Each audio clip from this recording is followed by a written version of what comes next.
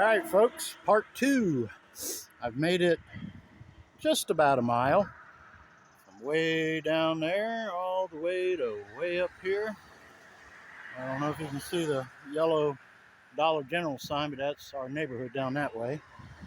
And I still got a long way to go, but I'm getting there slowly but surely.